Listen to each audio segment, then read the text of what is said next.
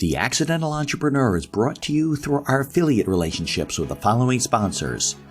Digital Accelerant, the digital mobile business card that generates leads. Text the word law to 21,000 to get connected and learn how to get your own digital business card. And by Fetch Internet and Fetch Pro, the secure, high-speed app that eliminates the need to pay for hotspots or use public unsecure Wi-Fi.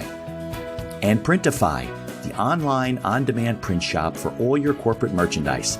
Be sure to visit our online store and get your own podcast merch. Listen to all of our sponsors' commercials later in this episode and follow their links in the show notes to learn more about their products and services. Really, it's George sort of said it perfectly. You're constantly battling against yourself, and it's that feeling of imposter syndrome. I think I would expect that most business owners who are running early businesses, whether they're entrepreneurs or physical, brick and mortar or whatever, they feel like, am I doing the right thing? Right. And you're constantly looking for that validation. And I think that my biggest bit of advice that I tell everyone I talk to about building a business is have a partner, have someone who will give you, feedback, both positive and critical on your ideas, but will also be there for you if you need a little bit of support. Like if you're especially feeling bad because something isn't working, it was a big bet. Talking to your co-founder is a huge benefit. Right. But I would caveat that partners should be equal and opposite to you. George and I are very opposite personalities. If we were both me, then we would achieve nothing. So right. We have heated discussions a lot, and they're very productive because number one, we know how to stop them if they get personal, and number two, you need counterpoints. You need someone who's going to say, Nick, that's a terrible idea for these 5 reasons. And then you move on, you create something from that. The information provided in these episodes is for entertainment purposes only. It is not a guarantee of success or to be construed as advice of any kind. You should always seek advice from local licensed professionals before making any decisions. The dictionary defines an entrepreneur as a person who organizes and manages any enterprise, especially a business, usually with considerable initiative and risk. People often start a business without much choice, perhaps due to a job loss or just being dissatisfied at work, and they come up with an idea they just know can be successful. They become entrepreneurs by accident. That is to say, their success or failure happens by accident, not with intention. My name is Mitch Beinhacker. I'm a corporate attorney and a business advisor. You're listening to The Accidental Entrepreneur, my podcast about how to achieve success on purpose, not by accident. Join me along with our monthly guests where we share our knowledge and help you get a hold of your business. And now on to today's episode. Just to remind you, the podcast is produced and brought to you by my legal practice, Beinhacker Law. We provide business and estate services to entrepreneurs, inventors, and other small business owners. Whether you're just getting started or you've been operating for a long time, contact us for all your general legal needs, from contracts to client agreements, from purchasing a new location to onboarding a new partner or key employee. We draft all types of agreements and handle most business transactions. For more information about our products and services, visit beinhackerlaw.com or you can follow our link in the show notes. Thanks for listening, and I hope you enjoyed today's interview. My name is George Mazzella. I'm CEO and co-founder of The Suite, a career management platform and network for executives. Prior to founding The Suite, I spent several years in the executive recruiting space, where I advised VC-backed businesses on talent. My name is Nick Cooke. I'm co-founder and CRO of The Suite, a career management platform built for executives. My background is working in online monetization of consumer platforms, whether it's travel, music, or education, with specialty focus in marketing, data, analytics, and subscriptions. All right, Nick, George, welcome to The Accidental Entrepreneur. I think it was Sandy, right, that connected us? It was, yeah, Sandy Shrepnick. She's a connector. She's connected me with a ton of people. I feel like I can't keep up with her. I feel bad. I got to connect her with more people. I don't have time. Just connects everybody. I mean, she's one of those people, man. She says she's going to do something. She does it, which is fantastic. And my inbox is littered with connections that she's made. So I'm very appreciative of how active she's been in our community. Yeah, she delivers. There's no question about it. I think I had 5 people on my podcast last week. Turns out they all came through her. I can't keep track paying of her royalties, Mitch. Exactly. Yeah, that's the sad part. I could pay her royalties, but any percentage is 0. still zero. So, that's the way it's going to work. So, all right, guys. So I appreciate you coming on, and I've looked at your platform. It's interesting, and the community that you're building. Maybe, I don't know, maybe George, you want to start and talk about, well, first talk a little bit about your background and where you came from and how you guys got together. And maybe Nick can go to his background, and then we can talk about the suite and what it is and what you're building there. Does that make sense? Like a roadmap? Yeah. Okay. Yeah, absolutely. So I'll start at the beginning, I guess. So I was born and raised in Brooklyn, New York. Traditionally, my path that I set myself on actually was law enforcement and eventually politics. That was the original path I had planned. And clearly that isn't where I ended up. But I got hired by the FBI straight out of college, very quickly decided I wanted nothing to do with that life, and fell into the world of executive recruiting. And so I spent several years in the world of executive recruiting, mostly, as I said in the intro, working with VC-backed businesses, placing executive teams. And, to be honest, Mitch, I couldn't shake this frustration I always had where I felt there was something missing from the marketplace. What right, industry was it, George? Like, what were you recruiting for? These VC companies, were they concentrated in any particular industries or? Pretty broad. I would say consumer tech is probably the biggest focus, consumer tech, and then B2B SaaS. So that's software area software as well. Yes. Yep. Software as a service. Yes. The SaaS, PaaS, whatever. There's 100 different. I was talking ones. to somebody today who actually used to be in politics too, about the fact that in our industries, we tend to talk in technical terms, and then people don't know what the hell we're talking about. Yeah. I do that in law all the time. Well, it's because we like to pretend that we're smarter than we are, Mitch. Right, and we just confuse other people. Yeah, we just confuse other people. Yeah, like I talk about corporate governance, and she's like, I don't even know what that is. I'm like, oh yeah, yeah. So, well, don't even bring up data terminology with me. I'll we have anagrams for everything, and it's just. I know my son's. I told you my son's an informatics major. I'm like, I don't know what he's talking about. Yeah, and I don't want to know. I got enough in my head. So go ahead, George. Sorry about that. But man. So I did that for several years. I led 2 practice areas globally for a boutique firm. And Nick is a personal friend of mine, and I felt like I used to just spend most of our time complaining about the industry and how inefficient the process was, and how much was missing. And I had meeting after meeting with executives basically who would complain about there were no services or that out there that basically could help them on their job search. So when you're an executive, you're conducting a job search, you go to Google, you type in CFO job, New York, you get nothing. Right? Recruiters, really. You don't get jobs. Exactly. You get recruiting firms. Yeah. And you're at the mercy of these recruiting firms. And so, I sort of went to Nick with this problem, and it was over a Rosh Hashanah dinner, and it was this come to Jesus moment of like, oh, that's man, pretty let's funny. just build Come a to direct Jesus marketplace. moment at a Rosh Hashanah dinner. That's pretty funny. Oh, that's amazing. Yeah, that was totally planned, I swear. And so we had this moment, and we were just like, let's build a direct marketplace to connect it to directly. Let's remove the middle person. Basically, let's put George out of a job. And that's basically what we set off to do. And that's what we've been doing since April of 2019. We've been building this thing. So and people are connecting direct, then they don't need a recruiter. Exactly. Yeah. And so in our platform, we built a way for executives to not only connect with one another, but also directly with companies for opportunities. And so it's this curated and high quality marketplace to give an alternative to LinkedIn and other social networks that are what we label as mass market solutions. Yeah, they're really not. They're connections. They're not for, I mean, you can find a job on LinkedIn, but you really have to network and, connect on your own. You ever see that? You get your little logo, open to a job or open to a position, whatever it says. Yeah. Oh God. Yeah. Nick loves those. I think I have one on my photo. I think this is open to some. I'm always looking for companies that could drive value. I've had discussions with companies about taking them over and stuff. We're in discussions now, actually.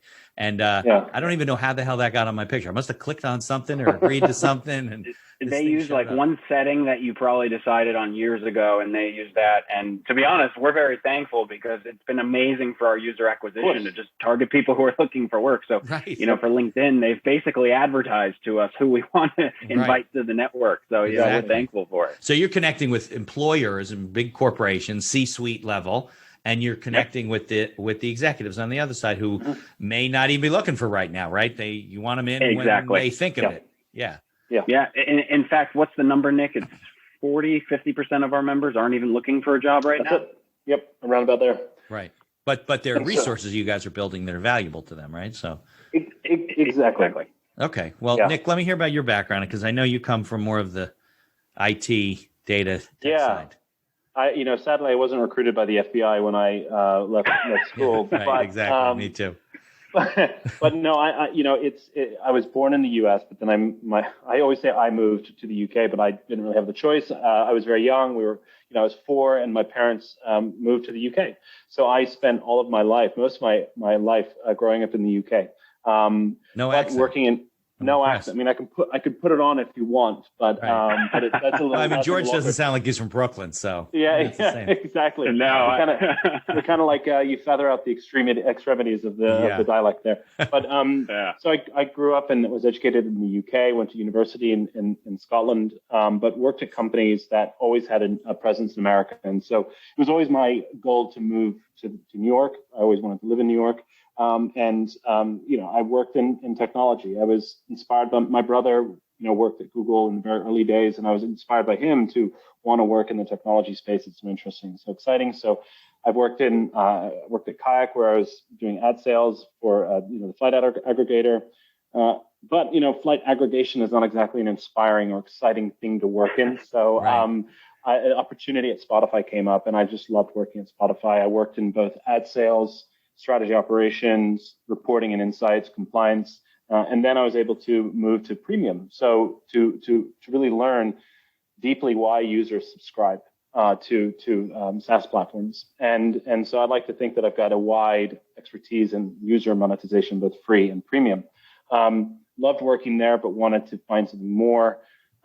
I'm very personally interested in information marketplaces, places where information is traded, bought, sold, exchanged. And so I went to work at an education startup as director of subscriptions, and they're focused on delivering, homework help to middle school and high school kids. And that's the first time I'd worked in an information marketplace. Like a Khan Academy type of a company? A little bit, yeah, like a Quora, kind of a Quora for high school kids. Right, Quora, sure. And that was fantastic, but I was, again, just looking for something more. I'm like a magpie. I think George is too. We kind of, the second we achieve something, we're like, okay, what's next? So it was at that point when George reached out to me about this idea. And, it's not a natural fit to go from where I'm in to, working in executive recruiting. There's a bit of a gap there, but I see it as an information marketplace and as a space that is untouched by platforms. Effectively, it's virgin territory for optimization. And that's something that I'm personally very interested in. So information marketplaces and places where you can improve efficiency. And so we hashed this idea out, and here we are a year and a half later, we're live and running and having a fantastic time. So you kind of build a lot of the technology and manage a lot of that stuff. And George, you drive the other side of it, bringing people in, getting people engaged, that type of stuff. Is that kind of how you delineate things at this point? Somewhat. Somewhat. I would say, well, there's also a third member of the founding team who's not here. He is our CTO, and he is responsible for all of the build of the platform. He's an absolute code wizard. I don't think in my years of recruiting CTOs, I've encountered someone quite as good as him when it comes to just the number of languages he can code in. It's a little freaky. We were very fortunate to find him. And so the way we essentially split it is, Nick really handles much of the membership ecosystem, the data, the analytics, the user journeys. And I'm just the guy who benefits from their hard work, right? Exactly. Well, where's he located? Is he located in the States too? The CTO? Yes. Yeah, he's up in Connecticut right now. Oh, okay. All right, cool. Well, tell him I'm insulted he wouldn't come on my show. So. Like I'm chopped liver, I think what I've enjoyed working with George with so much is yes, the assumption is that I know what I'm talking about and I can build these platforms, but it's actually working together in a partnership. It's the knowledge and intelligence and wisdom that George has from doing what he's doing and basically attacking this marketplace. But he's able to pick all this stuff up. So I come from, over a decade of online experience, and I'm like, actually, I'm not that valuable anymore because George knows more, if the same, if not more. Yeah, I'm than, sure than he what doesn't I want to do your job, Nick. That's the case. He's not that stupid. Yeah. Yeah, exactly. Nick clearly hasn't recognized my art of bullshit.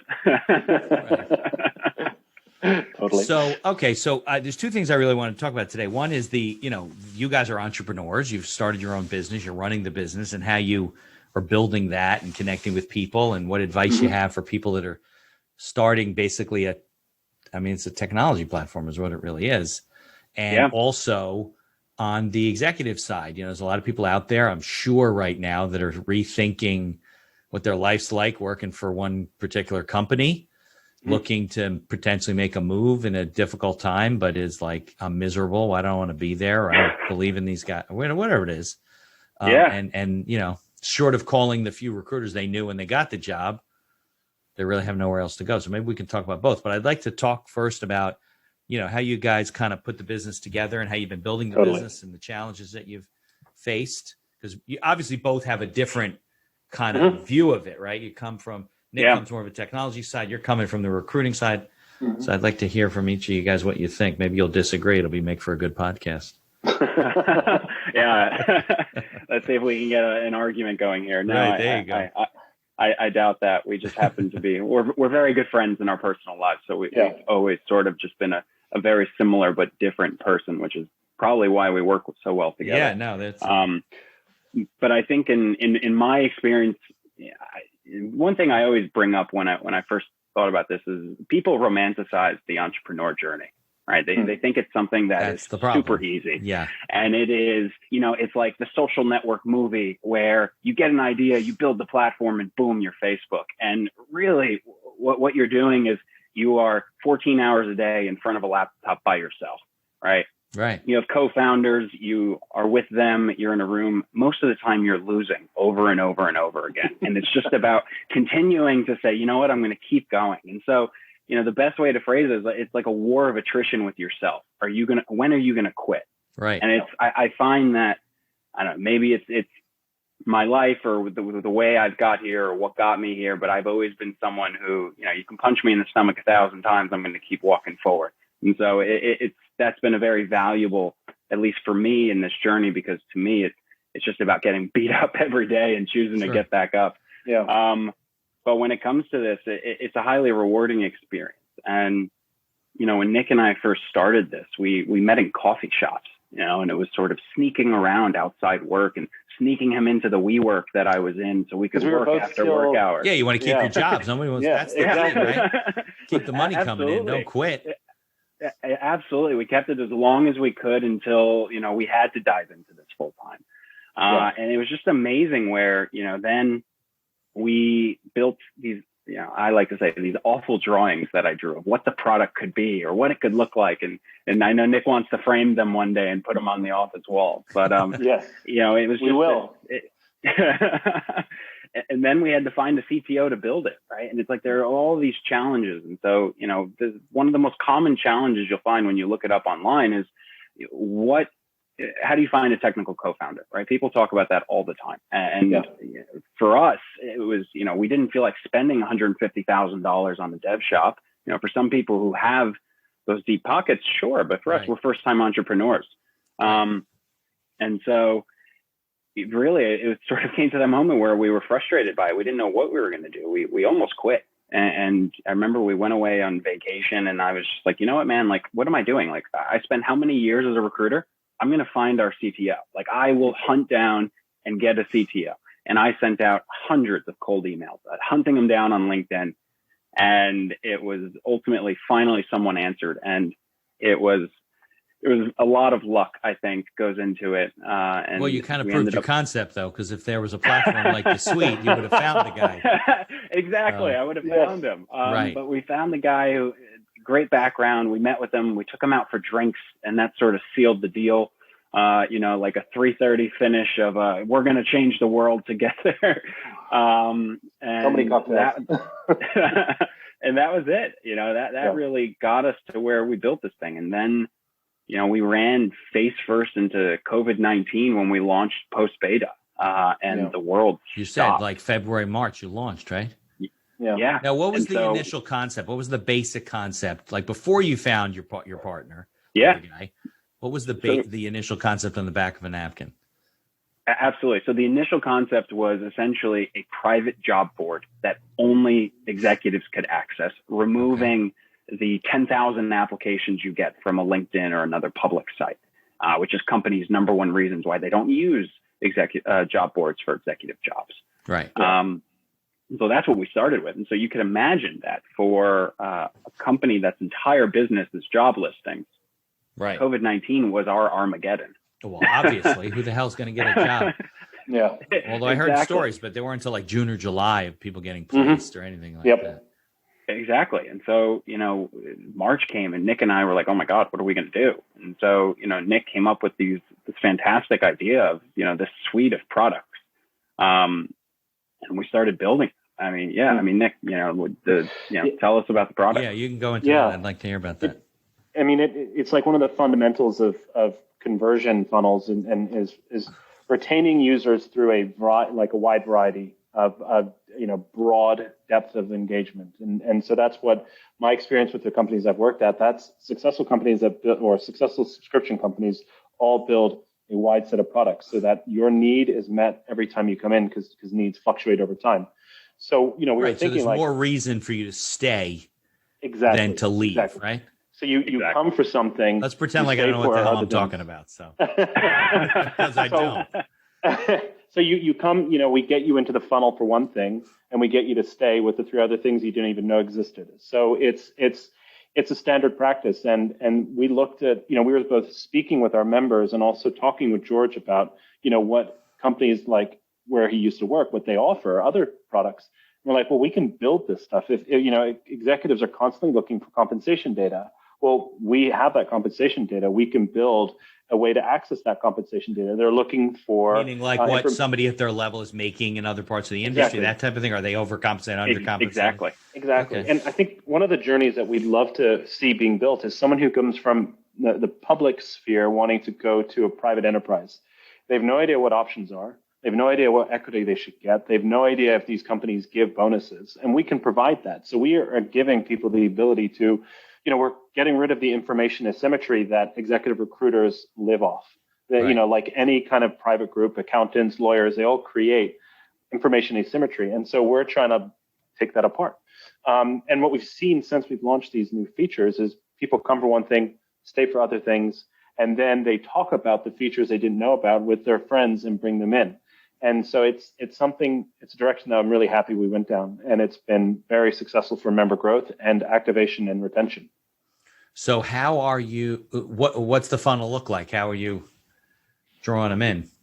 Yeah, it's about 25% of our members come through from referrals. So that's something that we're really proud of, because other members referring other members. And that is, if we're talking about what online platforms go for, it is basically a product market fit. Right. So how well does this product fit into your needs as a person, as a human? And a high referral rate should show that. So a lot of our members come in from that. A lot of our members come in from our content machine. We push out articles. We try to be market leaders in this field. And those two things are really how we bring people in. And then once they're in, we give them a very novel experience. The questions we ask don't really exist anywhere else, because executives are very special people. They, you can't ask a LinkedIn style question for someone who's a CXO, because, their years of experience, companies they've worked at, these things are not as important anymore. Right. So we ask, what have you got experience in mergers and acquisition? Have you taken a company public? Do you have board experience? And then most importantly, we ask you, what is your executive summary, which is your elevator pitch? Right. And then what's your purpose statement, which is what impact do you want to have at your next job, at your next role, at your next career? And that's something that's very important to us. Careers at this level need to have purpose to have stickiness and retention, to make you feel like because it gets to a point where it's not just about money. Money is going to be great. What makes you stay is, I think I'm having an impact. Right. And then we onboard every member. We give the offer to onboard every member. So we're very customer centric, which is super important. How many members you guys have right now? Yeah, we are just about to pass 700 members. Oh, okay. All paying? We have a variety. So it's a freemium model. So we have a variety of paying customers. The majority of our members are free. That's something that was very important to us. The beauty of a two-sided marketplace is the other side of the business is, the enterprise side is where the majority of our focus is on monetization. On the employer side. Yeah, we want it to be a little different. There's a lot of services out there that charge you $400 a month to just be on the platform. And our viewpoint is that you've already achieved that in your life, in your career. You shouldn't have to pay to accelerate that. And that's something that we believe in. We believed in it from day one, and we're going to believe in that as long as we can, because it's very important to us. Yeah. So what kind of, as business owners, what kind of challenges have you guys faced? And as entrepreneurs, I mean, you were starting to talk about it before, George, but like Nick, what do you think's been the hardest part about this whole thing as being a business owner? Really, it's George sort of said it perfectly. You're constantly battling against yourself, and it's that feeling of imposter syndrome. I think I would expect that most business owners who are running early businesses, whether they're entrepreneurs or physical, brick and mortar or whatever, they feel like, am I doing the right thing? Right. And you're constantly looking for that validation. And I think that my biggest bit of advice that I tell everyone I talk to about building a business is have a partner, have someone who will give you, feedback, both positive and critical on your ideas, but will also be there for you if you need a little bit of support. Like if you're especially feeling bad because something isn't working, it was a big bet. Talking to your co-founder is a huge benefit. Right. But I would caveat that partners should be equal and opposite to you. George and I are very opposite personalities. If we were both me, then we would achieve nothing. So we have heated discussions a lot, and they're very productive because number one, we know how to stop them if they get personal, and number two, you need counterpoints. You need someone who's going to say, Nick, that's a terrible idea for these 5 reasons, and then you move on. You create something from that. So those are like my 2 things of advice. I would find a partner who is equal yet opposite in your outlook on life. Yeah, I talk a lot about that. Like if you are a solopreneur and it's a small business, get an advisor. It doesn't have to be a coach. It could be somebody you mentor with, somebody you trust, somebody who'll be honest with you and say, I have no idea what you're talking about. Like, why would you even do that? Yeah. And sometimes you educate them and they're like, oh, there's something there. But I mean, it's definitely true when you're just getting started, especially if you're in your job, right? So you're in your job, you're trying to build this platform. It's a hobby to start, right? You don't know if it's going to become a business.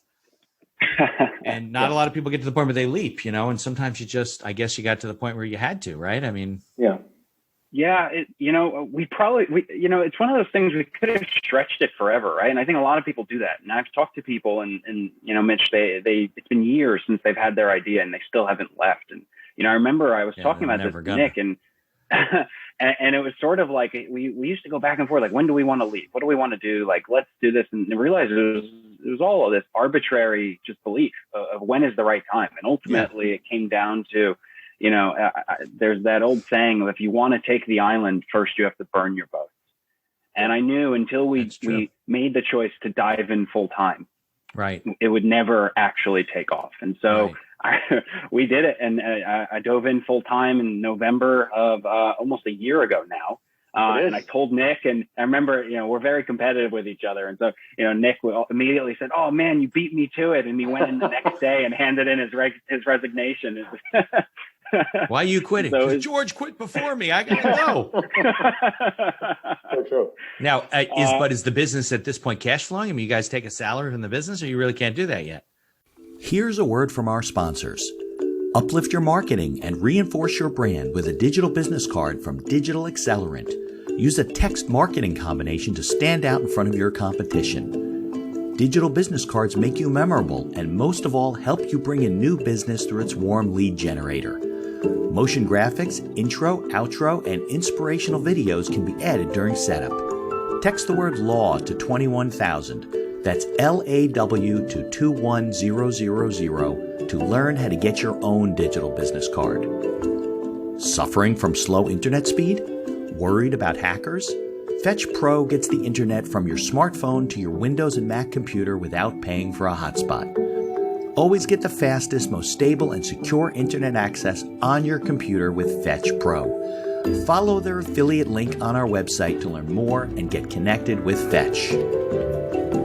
Printify is the online service that simplifies and automates the process of sourcing and creating print-on-demand products branded with your company logo, product, or service. Printify is a better alternative to pre-purchasing and warehousing your merchandise for distribution or sale.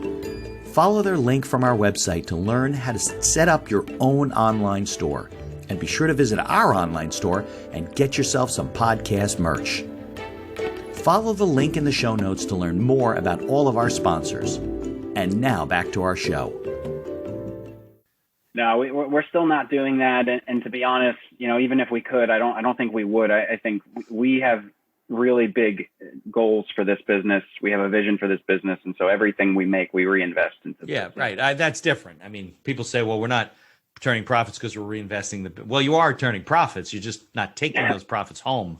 Exactly. Putting them back as capital into the business. We finally reached a point where we no longer have to pour money into the business, which is a big weight off our shoulders. Right. Exactly. Now, your CTO, is he an equity shareholder too? So he doesn't get a salary either? He is an equity shareholder, yes. He came on board for equity. Yep, exactly. Yeah. All right. So enlighten me, since I know nothing. Well, I know nothing, but I know very little about the recruiting space, except when, I've dealt with executive recruiters. I get people call me all the time from law firm recruiters. They're looking for. Oh yeah. None of it makes any sense to me. But tell me about the platform. Like, what if I'm a user? What kind of services what kind of services benefit me that is part of the suite? Yeah, we did say that, right? It's called the suite. We said that, didn't we? Yes, yeah. The suite. Yes, it'll be in the show notes too, but I don't know. Yeah, it's like, where are those guys? It's like, what was that program? I don't remember. Yeah. We should it's thesuite.com, right? As possible. Thesuite.io. Okay. Well, what's thesuite.com? Is that someone else? Someone is talking on it, man. Oh, somebody just sitting parking on that? The There's no there's no website? Yeah, we'll come for them after we raise. Exactly. I think .com is like less of an issue these days. I agree. Yeah. When we decided that, and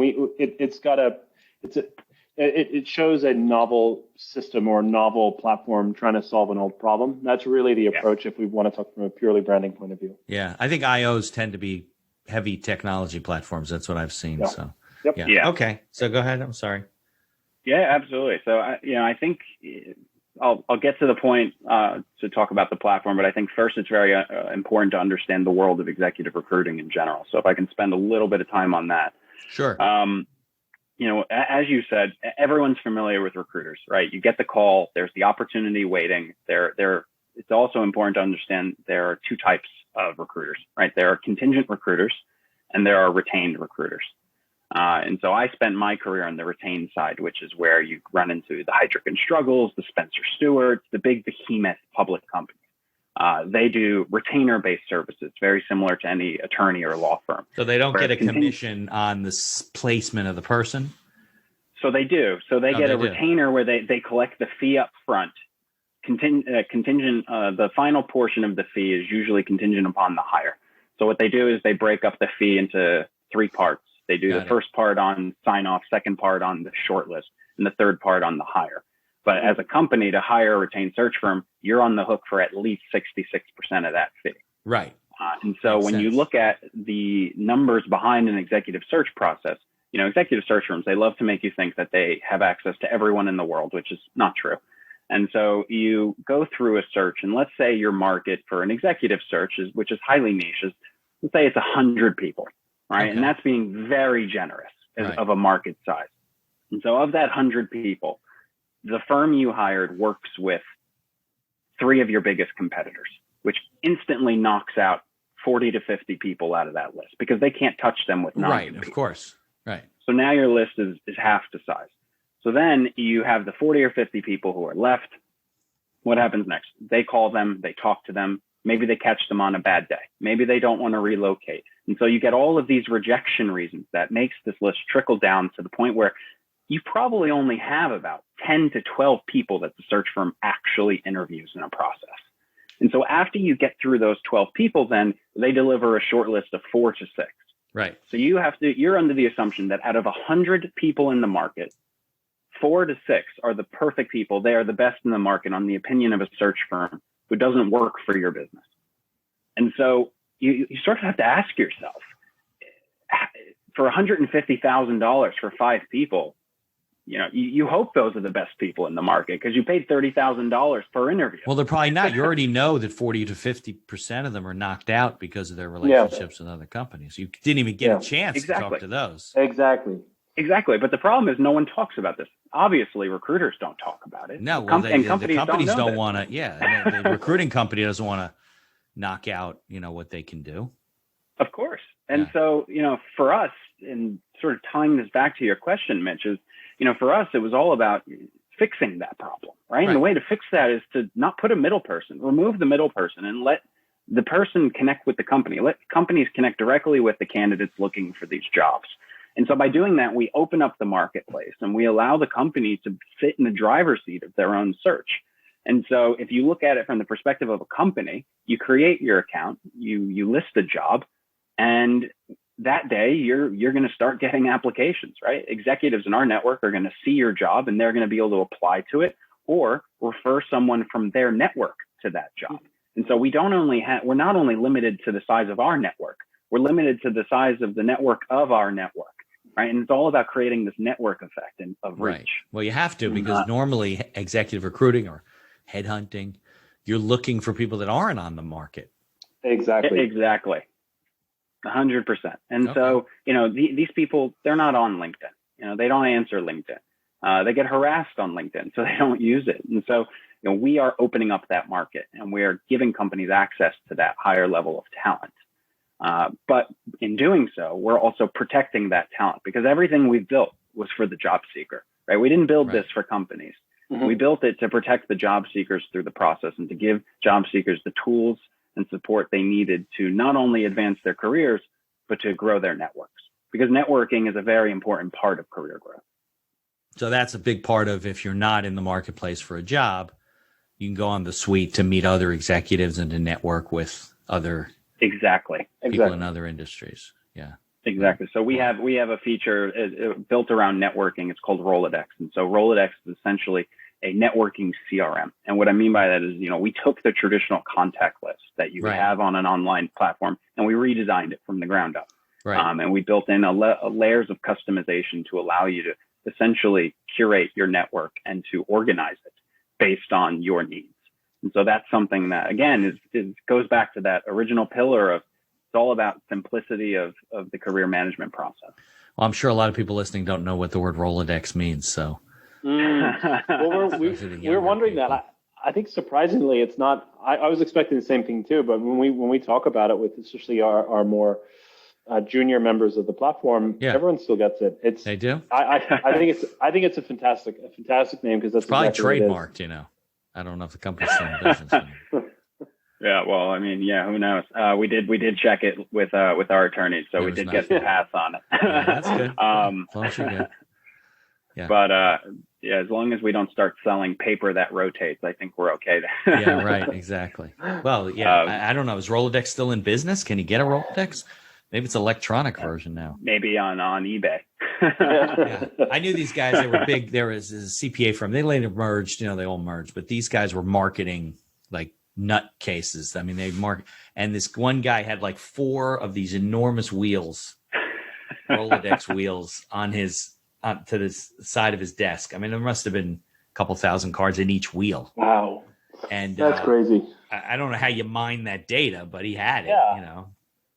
He felt good about it. He's, look, I got all these. I'm like, what are you going to do with them? I don't know. So I don't, because you remember it's all alphabetical, but if you have 4 of them, I don't know if it was all alphabetical. So you could go flip through it and figure out your stuff. That was the first CRM database. Yeah. If you think about it. Yeah, well, it was better than just having cards in a drawer, I guess. But what's amazing is, we seem to have moved away from that level of customization and organization. If you look at any network, right? So Facebook, LinkedIn, AngelList, anything that has the capabilities to connect with people, you get a contact list filled with everyone you've ever connected with. And quickly you have 5,000 connections and no way to organize it. And you're looking at this list and you're like, how am I supposed to find Bob in a list of 5,000 people? I don't remember what company Bob works at. And so it's this challenge of, it's just funny that we started out at the hyper organized spectrum of a Rolodex, right? Customized alphabetically or however else you want to do it. And we moved away with technology. We've gone away from the organization aspect and we've just gone for, I guess, simplicity or ease of use. I don't know. Well, I think because of the search features, you could just throw everybody in a box, Exactly. I mean, I get LinkedIn requests all the time. If I don't know who they are, if I'm like, who are they connected with? Are they connected with you guys? All right. But I get connections that say we're connected with, like you said, Bob. And I'm thinking, I don't even know who Bob is. Like, I have no idea. So I don't usually accept those. My favorite is when you get that message of, we have a couple mutual contacts. I think it's got to be but then you look at them, you don't even recognize the contacts. Yeah. And I think what it is there's a lot of talk right now about verticalized marketplaces. That is the next iteration of where platforms are going. It's towards verticalized marketplaces. So something that solves the needs of a very specific tranche of users with lots of different products. And you're seeing that in the recruiting space a lot. And I think the advantage with that is if you share a commonality with the community, both in terms of background and purpose, then you're more likely to connect. So you don't accept that LinkedIn request because you have nothing in common with that person apart from you were both hassled by one contact who connects you Unless they give me a note and explain to me like why. I was talking to Nick the other day and he said we would be great, we should meet. I'll be like, okay. Exactly. So what we're trying to do is there's a commonality with our marketplace. All of our members have achieved something in their career. They've achieved VP or senior, and they all believe in purpose, like career purpose, having impact, and trying something different. And so when you get a request from one of our members, you're more likely to take it because you share that common background. So that was something very important. So that is a way that you do connect with each other on the platform. Yeah. Exactly. And a lot of people were sort of saying when we were first coming up with this idea, it's like, well, why are you focusing on executives? Why not focus on a specific slice of the executive marketplace? Be the executive marketplace for hospitality, whatever. It's because we don't want to limit ourselves to sort of that industrial background, because there's a commonality between all executives, regardless of the industry they work in. They all share very similar things. And we can actually build a much tighter, stronger network because they have that executive background, not because they both work in hospitality. Right. Because a lot of people actually, they don't want to stay in hospitality. They want to move from X to Y. They're looking to make a jump to another industry. But you could also do like subgroups within the platform where people can join the hospitality group, or maybe they're looking to get into 100%. healthcare. So they're like, 100%. I want to join the healthcare group and introduce myself. And 100%.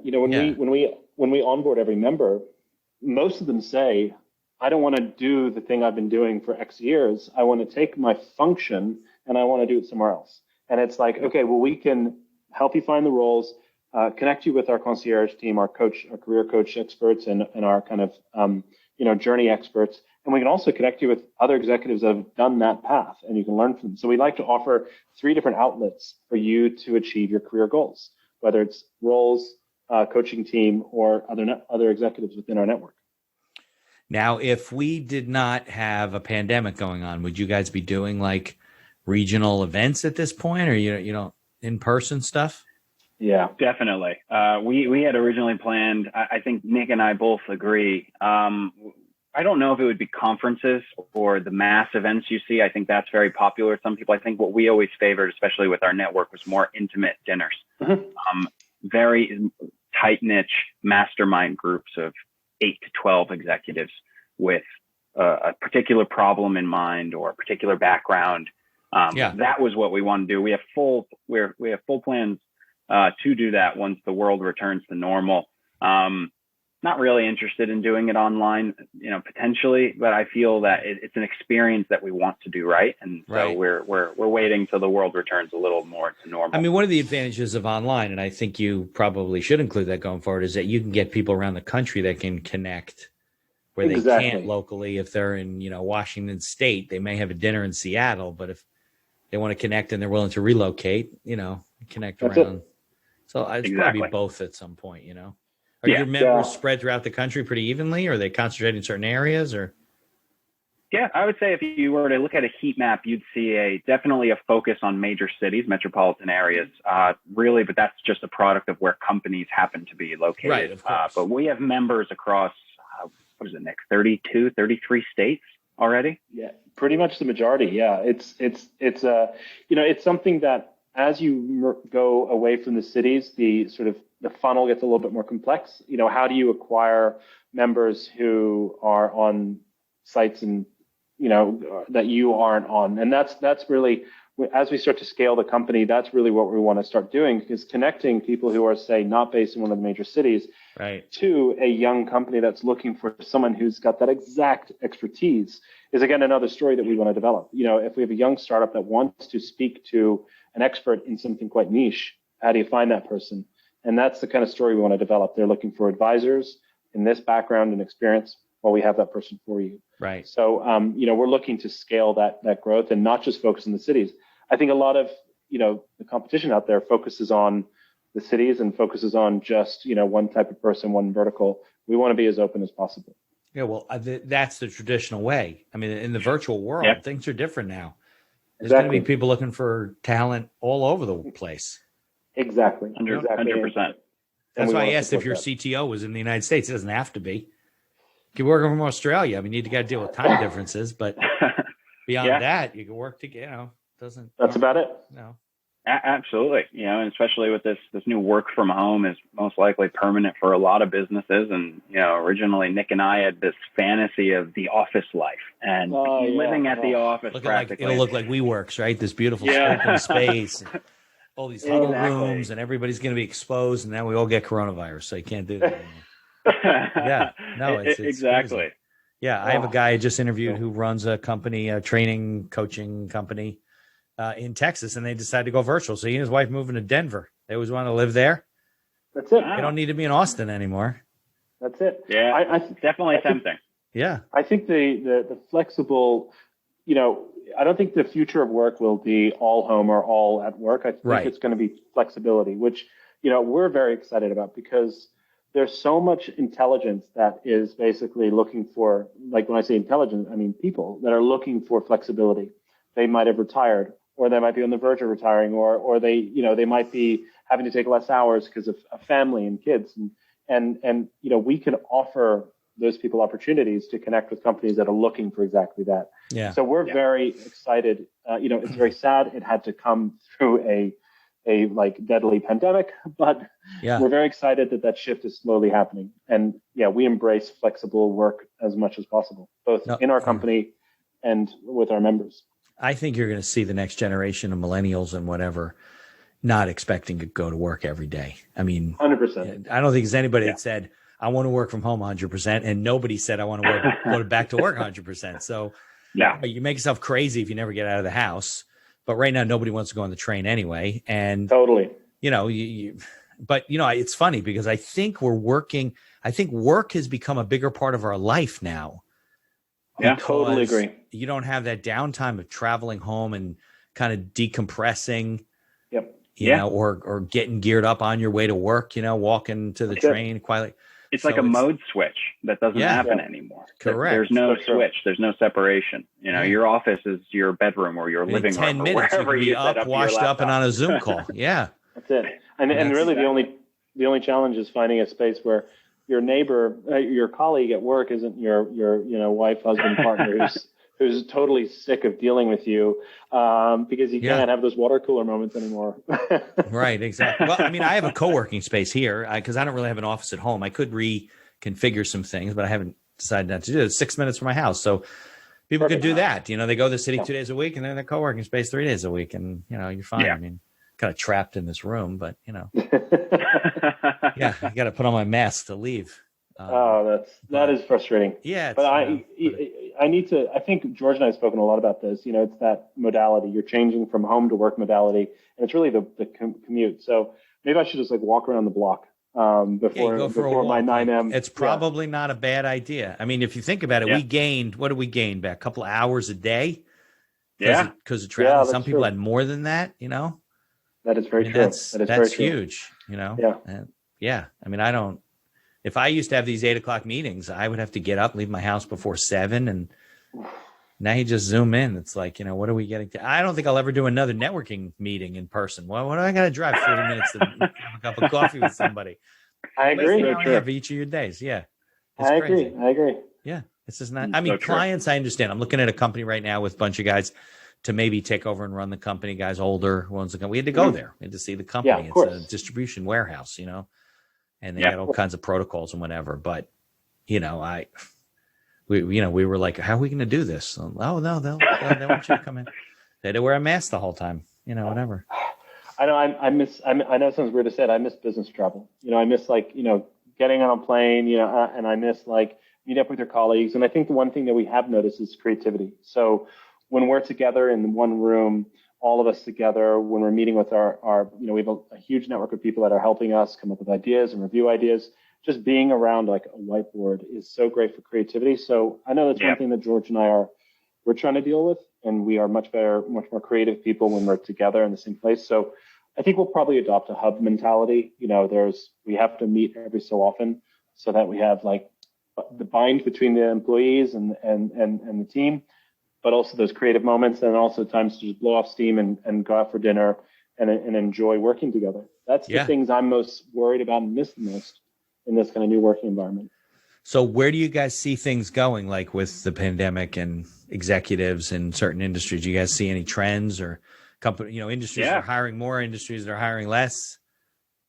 Absolutely. So I think just to answer your immediate question, I mean, in terms of hiring more, healthcare is booming right now. Okay. Pharma, biotech, for obvious reasons, it's a rat race right now. Right. E-commerce is buzzing. The traditional businesses that are sort of dying, right? The brick and mortar stores, the restaurant and hospitality groups that are suffering. Right. Hiring is just on a halt, and that's probably not going to stop. But the other thing that I've talked about quite a bit with people is, people talk about the great rehiring is coming and all this, and I think people don't understand is that a lot of the hiring trends that happened early in the pandemic did not affect the executive level, right? There was no impact at the executive. Companies weren't shedding executives; they were shedding workforce, and so you've had this mass reduction in executive churn.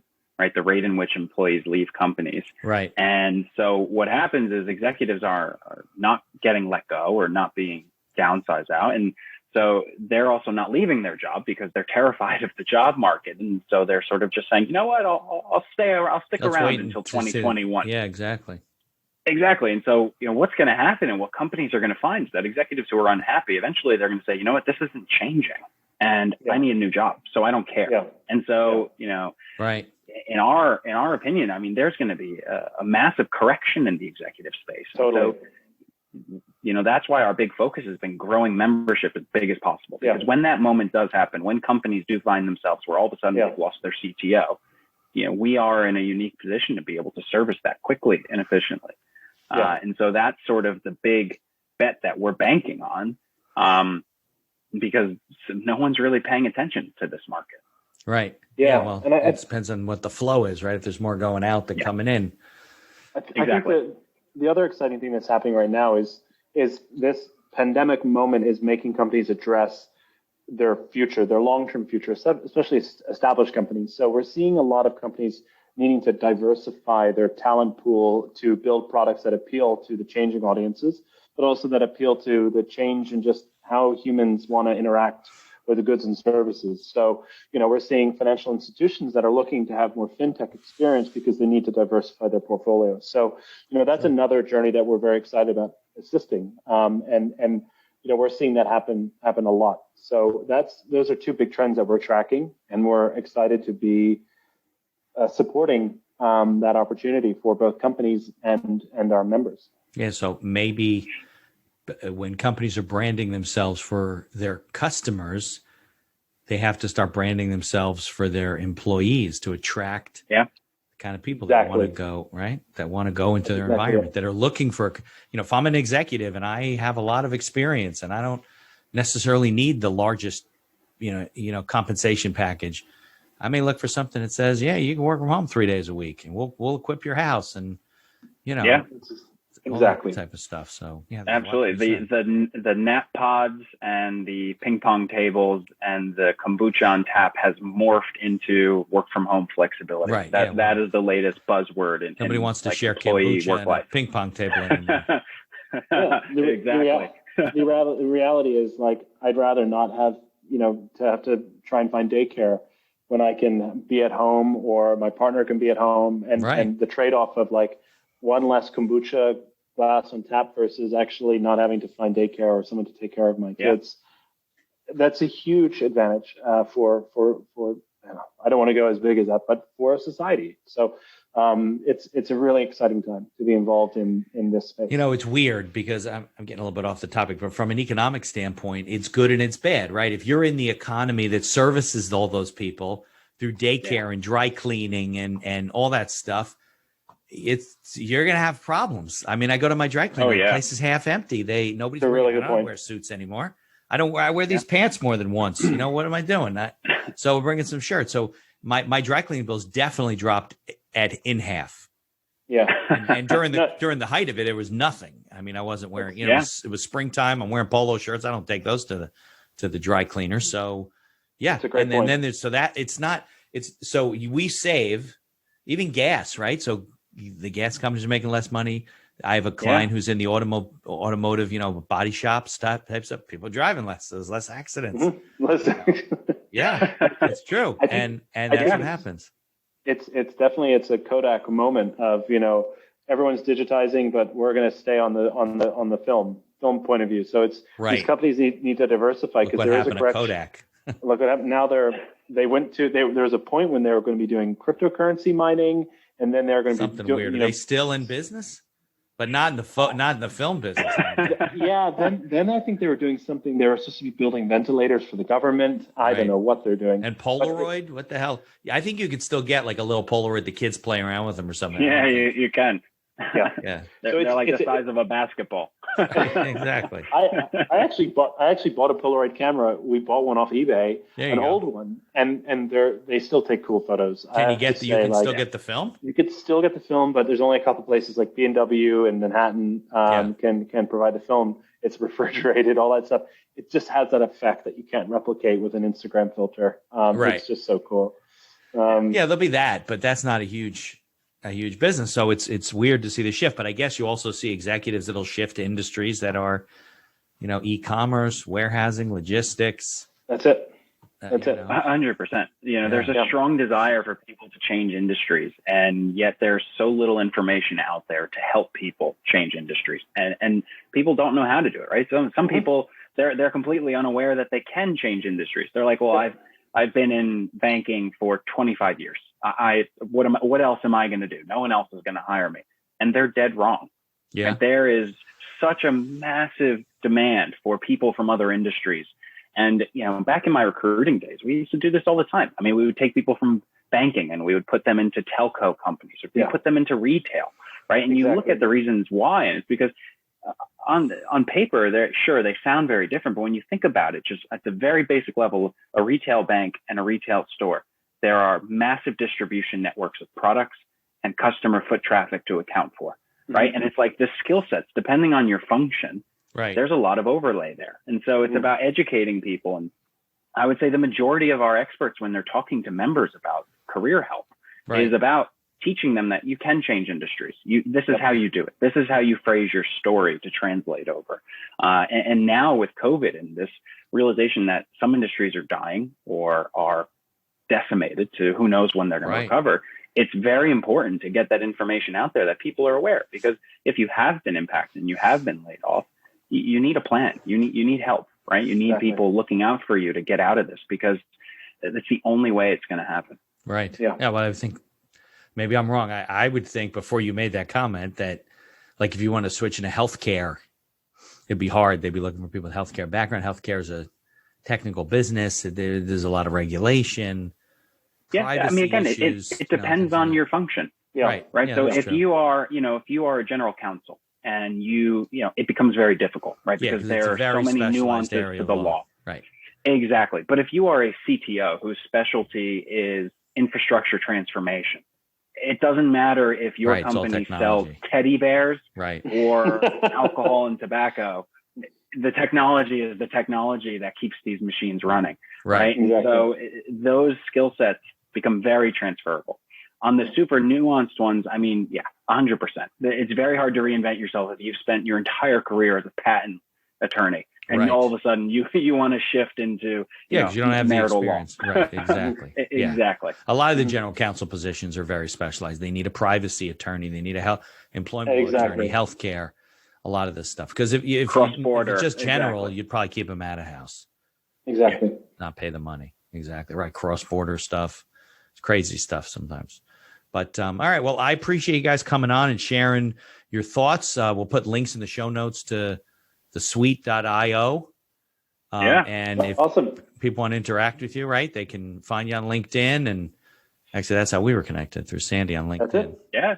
They can follow us on LinkedIn. They can check out our Twitter, which is a growing audience. We're just getting started on a lot of the social aspects, so bear with us. Anyone who wants to follow us, then they can stay up to date on everything that we're doing. All right, guys, I appreciate you coming on. Yeah, Mitch, thanks for having us, man. This has been great. My pleasure. Really appreciate it. Thank you so much. Okay. Awesome. If you like the podcast, please tell others about us. You can find us on Apple Podcasts, on Google Podcasts, on Amazon Music, and many of the other podcast directories. If you like what you hear, please leave us a 5-star review and feel free to share our episodes on social media. If you have any questions or comments, ideas for the show, or you'd even like to appear as a guest, reach out to us by email at info@beinhackerlaw.com. The Accidental Entrepreneur is hosted and produced by me, Mitch Beinhacker. If you'd like more information about my legal services, you can find me on social media or visit my website at beinhackerlaw.com. Thanks for listening, and be sure to subscribe to our feed to be notified of all future episodes.